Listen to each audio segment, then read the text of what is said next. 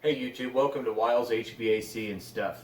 Today it's time to start working on some of the furnaces themselves. As far as the service calls you see out there, there's a lot of different things you could run into as far as different part failures, different situations that can happen that we see on an everyday basis. But there are a lot of service calls or issues that we find that are pretty repetitive, simple things that we see over and over again. So I'd like to start with some of those. We can start simple and then work into some of the bigger issues. But one of the simple things that we run into pretty often is a flame sensor.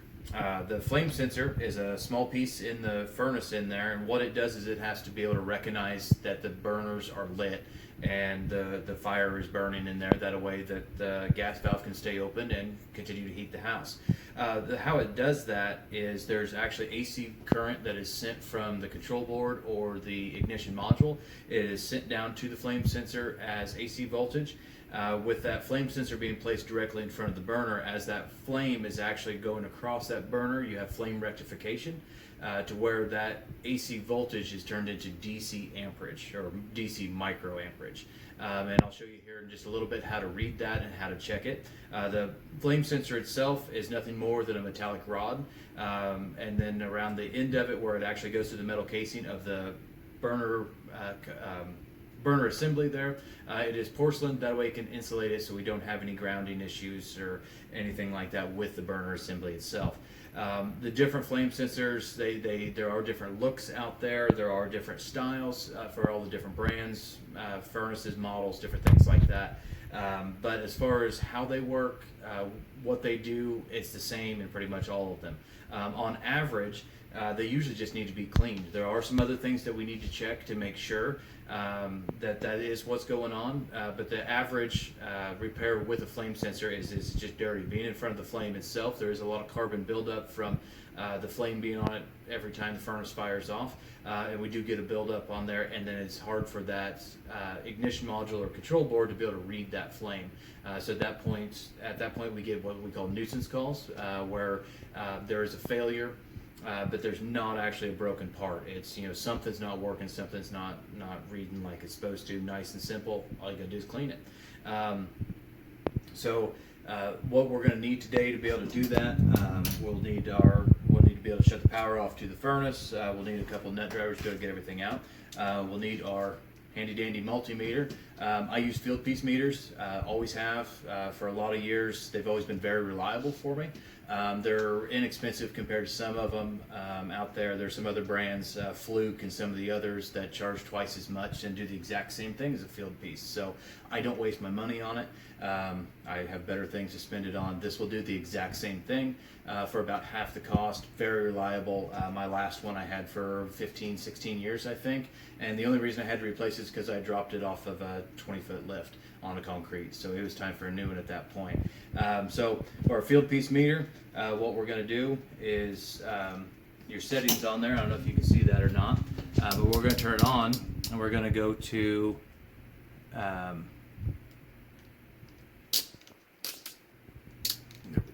200U on the meter there.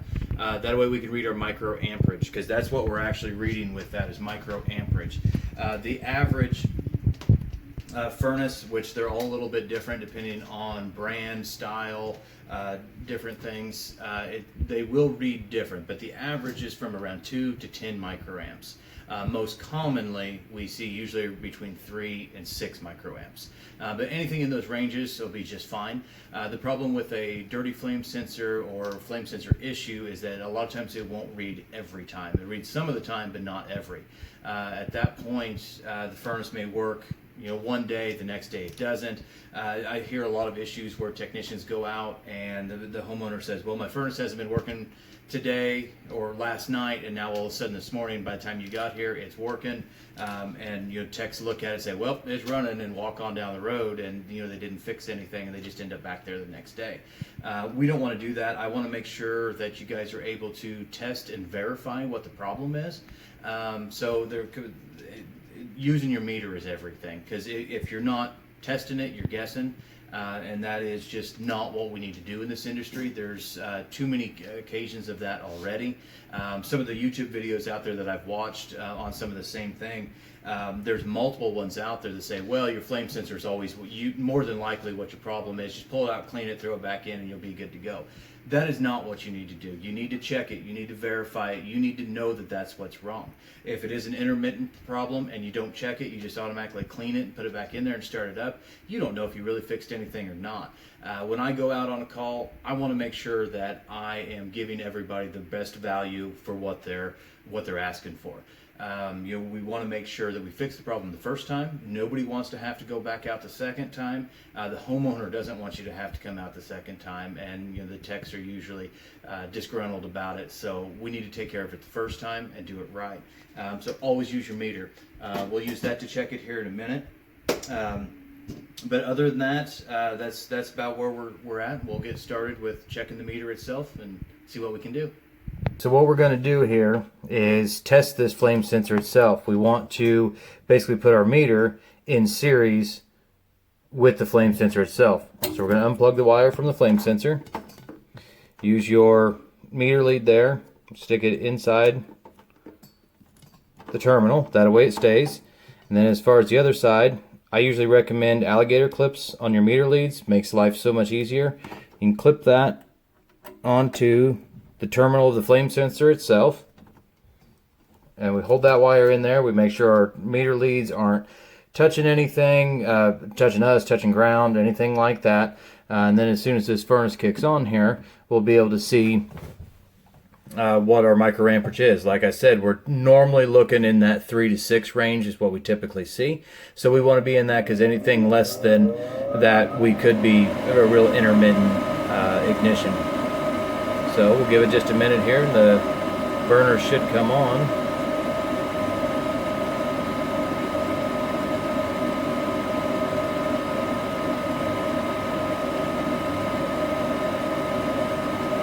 HSI is coming on.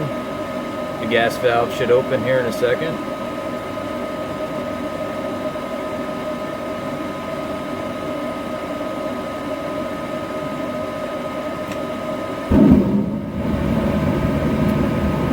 Alright, burners are on and running. This particular flame sensor reads right about 3 microamps, which is plenty enough to keep this particular furnace running. This is where a lot of them on this model do run, so we should be just fine. But just for fun and practice purposes, I am going to show you how to pull it out and clean everything. So we'll go ahead and take our meter off here. Get that ready.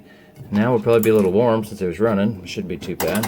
But it's a quarter nut driver on most of them. Like I said, as far as the burner assembly itself, they're all a little bit different. It depends on brand and style and everything. This is your burner assembly itself. You obviously have your flame sensor on this side, which is usually opposite of your HSI or your igniter itself, which we'll have another video out there on HSIs.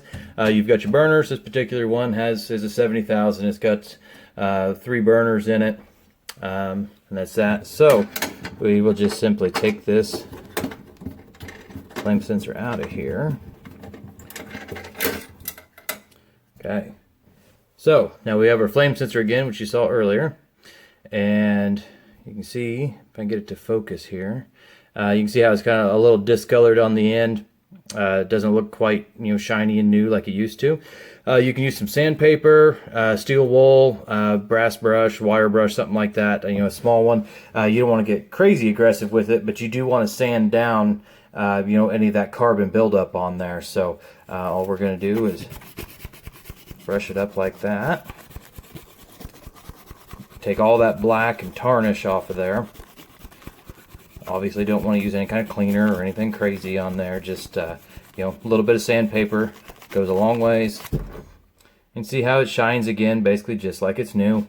And that's it. We put that back in there.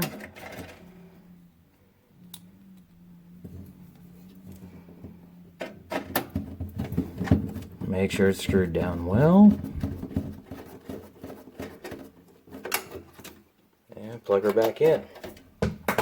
So that's it to cleaning the flame sensor itself. But like I said before, we have to make sure that that's really what's wrong before we just pull it out and clean it. Because if you just pull that out, clean it, put it back in without testing, checking, anything like that, you don't know if you fixed the problem or not. There could be a grounding issue. There could be a dirty burner issue. There could be a lot of things out there. So in the meantime of checking that flame sensor, pulling it out and cleaning it, I would usually always recommend to disassemble your burner assembly. Take those burners out, brush them up, clean them, make sure they're clean. That flame sensor, that voltage or that amperage has to be able to read against that burner. The flame sensors themselves are supposed to be about 1/5 the size of the face of that burner, and so if that burner is dirty or rusted or corroded over or anything like that, you lose that space, and then all of a sudden it can't read. So have to have clean burners, just the same as having a clean flame sensor. So normally recommend cleaning both of them at the same time, which we'll have another video as far as burners and what they look like and what they need to do. The other thing is the ground wire. Make sure your furnace is grounded. Most furnaces, modern furnaces, usually have a ground wire that comes all the way down to the burner assembly itself. But the furnace has to be grounded. You want to check it all the way from basically all the way from the SSU or the breaker box all the way back to the furnace. Make sure you have a good case ground. If you don't have a good ground, or if you don't have a good ground on your burner assembly, it can pick up stray voltage, and then all of a sudden your flame sensor doesn't read well. So check all these things before you just pull out and clean a flame sensor. But all in all, that's how you deal with a flame. All right, guys, thanks for watching. We hope you understand flame sensors a little bit better. We ask that you please subscribe, like, and follow us here on the Wiles HVAC and Stuff channel, as well as check out the blog on wileshvacandstuff.blogspot.com. Thank you and God bless.